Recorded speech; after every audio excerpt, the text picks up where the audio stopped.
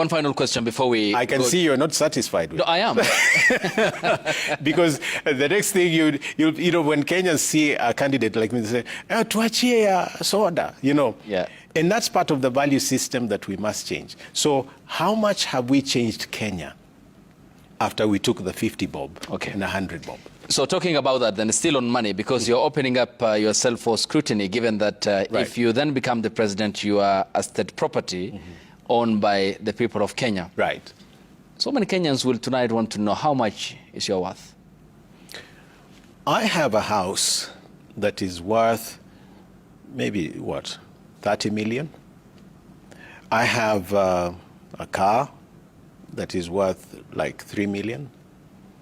I have clothes, I have a music system, I have computers, I have things, you know. I don't think if you put everything together, you know, that, you know, you would get to maybe more than 50 or 60 million.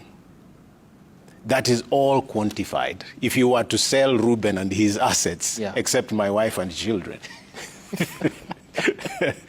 Yeah, but because I live off royalties, and KRA, after I filed the case against our security bosses, the next day KRA was knocking saying that I sold a house, which I never sold. They said I owe the government like 20 million, which I don't. It's because they were calculating the worth of a tower, I think, that sits on my compound that is owned by Airtel. And that's not mine. And so, but the curious thing is, why did they come to put all these things forth one day after I filed this case? And so there is something else that I said when they came for me. And I said, ordinarily someone that lives with visual disability is allowed to file for tax exemption.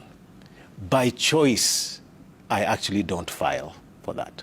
So I pay my taxes. I do.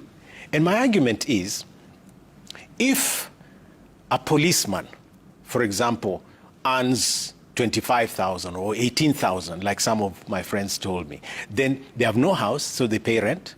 They have children they take to school, etc., etc. They pay taxes. I earn every month just maybe under 200,000. So the question is, why shouldn't I pay tax?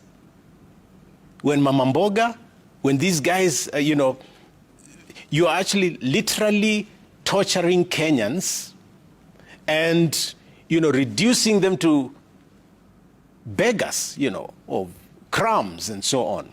So the point is KRA, and not just for me, for anyone. In fact, whether just pick any candidate, anyone that has vied for office and was challenging the system, you will find that they will come after them. And it doesn't have to be a politician, even business people that are doing the right thing.